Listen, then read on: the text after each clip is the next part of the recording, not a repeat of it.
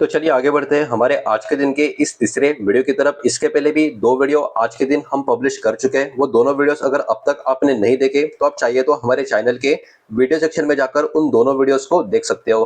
तो देखिए, इस वीडियो के माध्यम से हम बात करने वाले दो ऐसे कंपनी के बारे में जिन्होंने स्टॉक स्प्लिट का अनाउंसमेंट किया है। अब देखिए, मुझे पता है कि बहुत लोगों को ये थोड़ा सा बोरिंग लग सकता है स्टार्टिंग का 1-2 मिनट, आप चाहे तो इसको स्किप कर सकते हो अगर आपको इसके बारे में पता है। लेकिन कभी कभी कुछ कुछ कमेंट देखने को मिलते हैं, बोनस का फायदा क्या है, स्टॉक स्प्लिट का फायदा क्या है। तो एकदम शॉर्ट वे में मैं आपको समझाता हूँ कि स्टॉक स्प्लिट एक्चुअली होता क्या है। तो स्टॉक स्प्लिट का मतलब क्या होता है, डिवाइड करना हर एक शेयर को मल्टीपल अलग अलग स्मॉल शेयर्स में। तो यहाँ पर इसके ऊपर पॉजिटिव या निगेटिव क्या होता है, तो निगेटिव कुछ नहीं होता, लेकिन पॉजिटिव क्या होता है, इसका मेन गोल क्या होता है, to make each share cheaper, मतलब हर एक शेयर सस्ता हो। अभी सस्ते का मतलब लोग गलत तरीके से देख लेते हैं, मैं आपको समझाता हूँ अभी। So more people specially small investor can buy them. अब देखिए, ये वाला पैराग्राफ जिसको समझ में आ गया ना, उसको बोनस शेयर और स्टॉक स्प्लिट का गेम समझ में आ जाएगा। फॉर एग्जांपल अभी देखिए, एमआरएफ का स्टॉक का प्राइस 1 लाख के ऊपर है। अब सबको मन करता है कि एमआरएफ का शेयर खरीदे, लेकिन एक शेयर खरीदने के लिए लाखों का प्राइस हमको गिनना पड़ेगा। तो हम सबके बस की बात नहीं है। मान लो किसी कारण कंपनी ने कोई बहुत बड़ा बोनस शेयर अनाउंसमेंट कर दिया या फिर स्टॉक का स्प्लिट करने का अनाउंसमेंट कर दिया, कुछ भी कर दिया और स्टॉक का प्राइस आ गया 40,000, 30,000, 10,000 के आसपास स्प्लिट या बोनस के बाद, मैं मान लो कह रहा हूं, ठीक है। तो जिन लोगों का बजट 20 या 30,000 का होगा, 40,000 का होगा, और स्टॉक का प्राइस एमआरएफ का बोनस स्प्लिट के बाद अगर 10,000 के पास आ गया, तो ऑब्वियस सी बात है, जो स्टॉक वो बिल्कुल भी सपने में भी सोच नहीं पाते कि खरीदना है, उनके बजट में वो स्टॉक आ गया तो वो लोग उस स्टॉक को खरीदेंगे। तो ऐसे में जब किसी के बजट बाहर वाला स्टॉक स्प्लिट या बोनस के चलते बजट में आ जाता है, लोग उस स्टॉक में फटाफट अपने पोजीशन बनाना स्टार्ट कर देते हैं, ये सोच के कि फिर से भाग ना जाए। और वो डिमांड जो स्टॉक स्प्लिट और बोनस के बाद उस स्टॉक में जाती है, उसको बाजार में बोला जाता है कि उस स्टॉक का वॉल्यूम, उस स्टॉक की लिक्विडिटी बहुत ज्यादा बढ़ चुकी है। और जब मार्केट में डिमांड बढ़ेगा, क्या होगा, ऑब्वियस सी बात है, डिमांड जब भी बढ़ेगा तो वो स्टॉक में मोमेंटम ऊपर की तरफ लेकर जाने का काम करेगा। तो आई थिंक आपको समझ में आ चुका होगा कि बोनस और स्टॉक स्प्लिट क्यों इंपॉर्टेंट है। बिकॉज जब स्टॉक का प्राइस किसी ऐसे लेवल पे पहुंच जाता है जो कंपनी को लगता है कि शायद काफी ऊपर की तरफ चला गया है, रिटेल इन्वेस्टर अब ज्यादा इसको पसंद नहीं करेंगे, तो स्प्लिट या बोनस के जरिए वो स्टॉक के प्राइस को एडजस्ट करके नीचे लेने का प्लान करते हैं, ताकि शेयर में वॉल्यूम और ट्रेडिंग या ओवरऑल लिक्विडिटी काफी अच्छी खासी मेंटेन हो जाए। नेक्स्ट थर्ड पॉइंट आप देख सकते हो, it also improve trading activity, more buying and selling, वही जो मैंने अभी आपको बोला, रिटेल इन्वेस्टर को अट्रैक्ट करता है वगैरह वगैरह। तो सिंपल से बता दिया है कि इसका एडवांटेज क्या होता है किसी भी पर्टिकुलर कंपनी के लिए।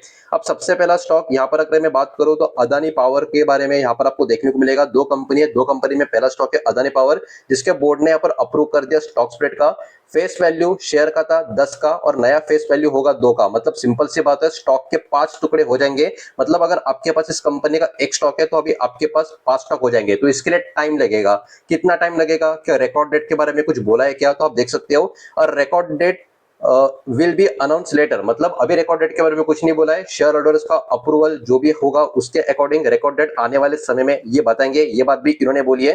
The company will also update its official document MOA to reflect the new share. मतलब क्या होता है कि अभी जब क्वांटिटी शेयर्स की यहाँ पर बढ़ जाएगी, क्यों, बिकॉज स्टॉक का वैल्यू कम हो जाएगा तो बहुत लोग खरीदेंगे, शेयर्स भी बहुत लोगों के 1 से 5 हो जाएंगे, तो जिनके पास 1000 शेयर है 5000 हो जाएंगे, जिनके पास 100 है 500 हो जाएंगे। तो शेयर का जो वॉल्यूम है, क्वांटिटी है, वो बढ़ जाएगी। तो ये एमओए उसके बारे में, तो इस पॉइंट को इग्नोर करोगे तो भी कुछ फर्क नहीं पड़ता। लेकिन इससे एक बात तो आपको समझ में आ जानी चाहिए, स्टॉक स्प्लिट काफी बढ़िया और एक बड़े लेवल पे हो रहा है। अब इस कंपनी के क्वार्टर के नंबर भी आ चुके हैं स्टॉक स्प्लिट के अनाउंसमेंट के साथ साथ, तो वो भी जरा देख लेते हैं। और यहाँ पर हम कंसोलिडेटेड फिगर्स होंगे उसको यहाँ पर हम चेक करने वाले हैं। तो यहाँ पर थोड़ा सा हम इसको स्क्रॉल करता हूँ, जूम मारता हूँ, ताकि आपको एक बहुत ही बढ़िया व्यू मिले। तो यहाँ पर अगर मैं सबसे पहले जून क्वार्टर के नंबर्स की बात करूं, तो जून क्वार्टर में, मतलब अभी वाला क्वार्टर में, कंपनी का जो प्रॉफिट था 3,305 करोड़ के आसपास का था। और मार्च वाले क्वार्टर में कंपनी का प्रॉफिट था 2,600 करोड़ के आसपास। मतलब क्या, 3 महीने में कंपनी का परफॉर्मेंस काफी बढ़िया आपको देखने को मिलेगा।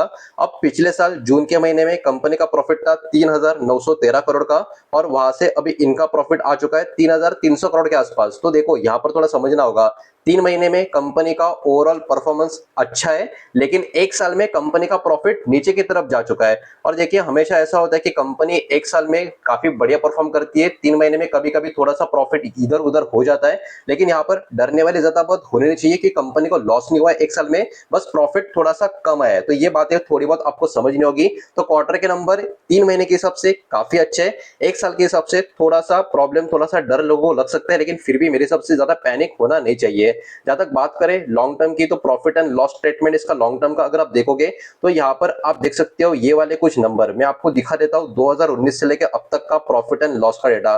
तो 2019 में इस पर्टिकुलर कंपनी का जो प्रॉफिट था, माफ कीजिएगा लॉस था, 984 करोड़ का था। उसके बाद अगले साल 2020 वाला फाइनेंशियल ईयर में ये लॉस और भी ज्यादा बढ़ गया, 2275 करोड़ के आसपास चला गया। उसके बाद जो कंपनी प्रॉफिट में आई है वो आज तक प्रॉफिट में, और प्रॉफिट लगातार बढ़ा है। सिर्फ ये वाला मार्च का महीना जब खत्म हुआ था, जो फाइनेंशियल खत्म हुआ था, तो कंपनी का प्रॉफिट फिर से थोड़ा नीचे की तरफ जा चुका है। तो मतलब कंपनी अभी लॉन्ग टर्म में पहले लॉस मेकिंग थी, अभी लगातार कंपनी काफी बढ़िया प्रॉफिट अपना बना रही है।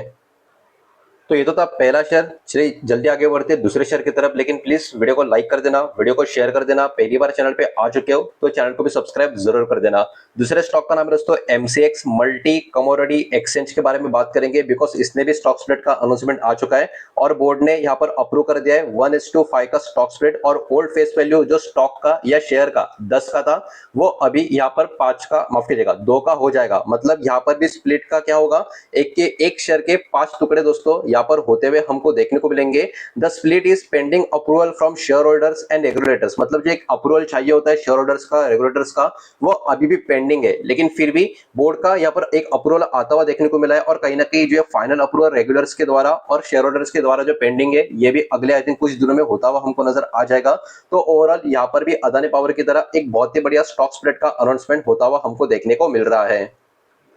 अब दोस्तों इस कंपनी ने भी स्टॉक स्प्लिट के साथ साथ क्वार्टर के नंबर का अनाउंसमेंट करके रखा है। तो यहाँ पर भी इस कंपनी के क्वार्टर के नंबर कंसोलिडेटेड जो फिगर्स है वो जल्दी जल्दी यहाँ पर हम चेक कर लेते हैं। तो जून क्वार्टर में कंपनी का ओवरऑल प्रॉफिट की अगर हम बात करें तो जून क्वार्टर में कंपनी का प्रॉफिट 203 करोड़ के आसपास है, और मार्च क्वार्टर में कंपनी का प्रॉफिट था 135 करोड़ के आसपास का। मतलब क्या 3 महीने में कंपनी ने काफी बढ़िया इंप्रूवमेंट यहाँ पर करके दिखाई है। एक साल पहले कंपनी का प्रॉफिट था सब कुछ काट छाट के 111 करोड़ का, और वहां से भी 200 करोड़ के ऊपर प्रॉफिट चला गया है।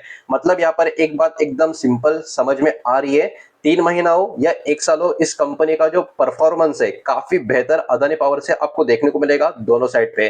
प्रॉफिट एंड लॉस एक साल की अगर मैं बात करूं, मतलब हर एक साल की अगर मैं बात करूं 2014 से लेके 2025 तक, तो यहाँ पर मैं थोड़ा सा जूम मार के अभी आपको दिखाने का कोशिश करूंगा कि किस तरीके से कंपनी का प्रॉफिट आपको लॉन्ग टर्म में देखने को मिलेगा। तो देखिए यहाँ पर एक चीज हमको समझ में आ रही है, ये वाला पर्टिकुलर पैराग्राफ अगर आप देखोगे तो कि कंपनी को कभी भी लॉस हुआ नहीं है, लॉस मेकिंग कंपनी तो ये बिल्कुल भी नहीं है। एमसीएक्स इसको एक्चुअली कंपनी नहीं बोलते, इसको एमआईआई बोला जाता है, लेकिन फिर भी कभी कभी गलती से कंपनी मुंह से निकल जाते हैं, बिकॉज बहुत सारे लोगों को अभी भी इसके बारे में ठीक से पता नहीं है। तो इस एमआईआई की बात करें तो आप देख सकते हो इसका लॉन्ग टर्म में सिर्फ और सिर्फ प्रॉफिट ही आपको देखने को मिलेगा। प्रॉफिट बस थोड़ा ऊपर थोड़ा नीचे होता हुआ देखने को मिल रहा है। 2014 में 153 करोड़ का प्रॉफिट था, फिर प्रॉफिट नीचे गया, फिर उसके बाद फिर से प्रॉफिट नीचे गया, फिर यहाँ पे प्रॉफिट ऊपर आ गया।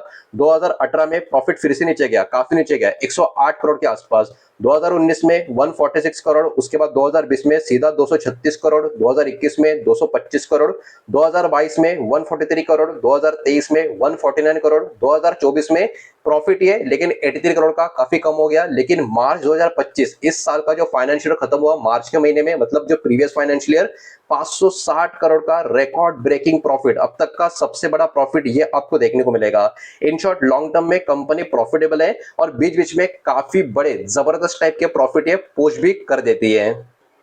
तो आई थिंक दोनों कंपनी के नंबर्स में तो कोई भी प्रॉब्लम नजर नहीं आ रहे। लॉन्ग टर्म के लिए आइडियल स्टॉक ये देखने को मिल तो रहे, लेकिन वही बात है अब क्या करना है क्या नहीं करना है ये टोटली आपके ऊपर डिपेंड है। उम्मीद करता हूँ वीडियो पसंद आया होगा और समझ आया होगा, तो वीडियो को लाइक करें, दोस्तों शेयर करें। पहली बार चैनल पे आ चुके हो तो सब्सक्राइब भी कर देना, और कोई भी स्टॉक में निवेश करने से पहले खुद की स्टडी रिसर्च जरूर करें, फाइनेंशियल एडवाइजर की सलाह जरूर ले। मिलता है नेक्स्ट वीडियो में, धन्यवाद।